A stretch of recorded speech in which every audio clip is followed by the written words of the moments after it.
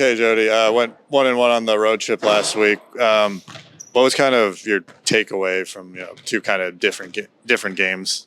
Yeah, completely different styles of games. I felt like at Portland State, we played a complete game. We really were urgent on defense to get stops for the entire game, and we were able to make our goals both defensively and offensively each quarter. So it's nice to string together 4 quarters to make a complete game.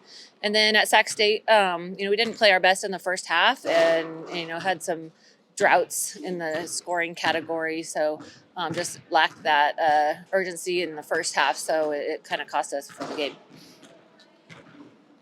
You talked about obviously the team's focused on rebounding. You had 23 against I think it was Portland State.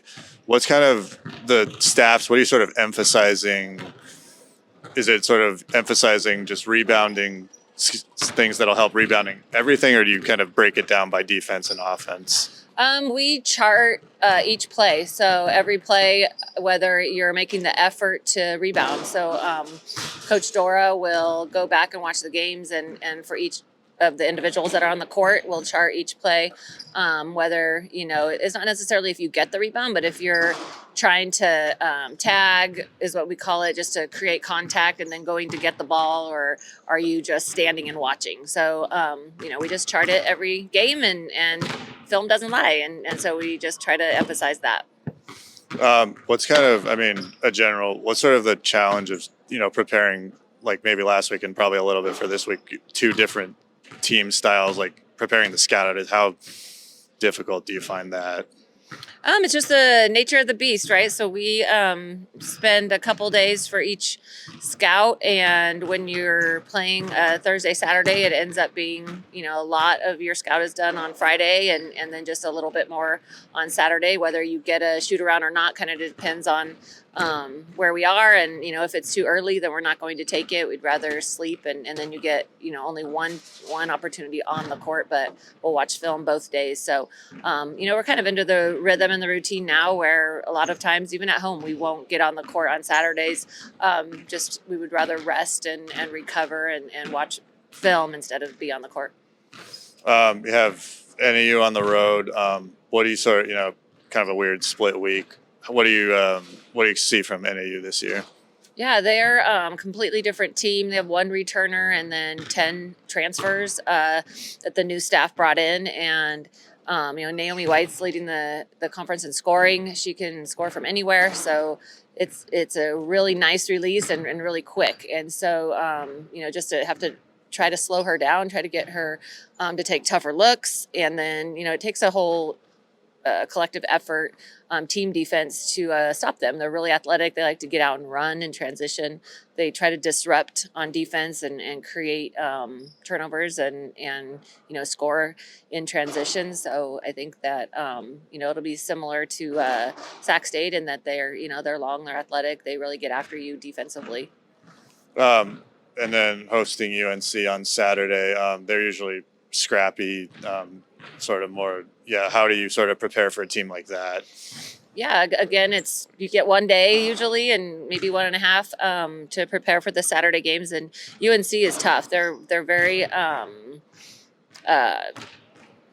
experienced. They've gotten their point guard and Gabby just was running the show, has everybody doing the right things, and they have a couple really athletic guards besides her that are leading them in scoring, and then their posts on the interior are studs that are also in double digits. So they have the collective team to make a run. I think that they're going to be one of the top teams in the conference, and they've kind of proven it right in this first half. So I think that UNC will be a really tough one. They also mix it up defensively. They'll press and play zone, then they'll play man-to-man. They go back and forth, and so that just kind of gets you a little out of rhythm. So we hope that we can get as prepared as we can on the short time off. You talked about Ella being kind of the calming presence for the team. How is that something you noticed recruiting her, or did she develop that? being here? Yeah, she's always been, a pretty calm player. She doesn't get emotional on the court. She just lets her, just plays really hard and has a high IQ. And so, she's just a player that's really, really tried to become more of a leader the last couple years, where she's using her voice a little more. But she's always been one of the hardest workers. Of course, that's something that we notice in recruiting, but I think that she's developed into a really strong leader and just, that is that calming presence for us at all times. Like there's a lot of intangibles that Ella brings to the table that, just you don't notice unless you're her coach or on her team, but she just brings so much to our group. Is that, kind of, you talked, she was the heart and soul of the team, as you said. Is that kind of the main reason why, or is it just everything she does as a player? Yeah, a little bit of everything, right? Obviously she can play, but she just is always getting the team organized, always making sure that we understand, what we're in, is always talking on defense, is, huddling the group up during games. She'll is goes 100% in every rep and every drill, whether it's on the court or in the weight room. So it's just that all the the whole package really. Ella's been here for 4 years too. How is that? What's her role as, she comes off gives you that depth in the front court. What is just her role as kind of comparing to Ella's? Yeah, Bella is another really strong leader. She has a really high basketball IQ. She really understands scouts and our game plan, and really does a nice job to help all the posts to understand what their assignment is. And she's been in the conference for 4 years, so she knows the other posts that are in the conference, and kind of the best ways to guard each person. And she'll help JC or Paris or whoever. Last year JC was a freshman, so she had to help her a little bit more. But Bella's just that a really caring, nurturing person who is always there for her teammates and really understands what we want, and is really good at sharing that with the players. Just in general, what, Ella, Bella, Cam, Addie, and, Paris, what are those like? What's just the general for the seniors you feel that, that you'll remember about this group? This group of seniors is, they're just great human beings, really. They all have giant hearts. They're all kind of the caring type of just people, and they've been great teammates and great sisters and just great representatives of Eastern. But all of them are going to go on to do really, really big things, and they're just amazing human beings. They're one thing I've noticed. They're at every other team's events, regardless of what it is.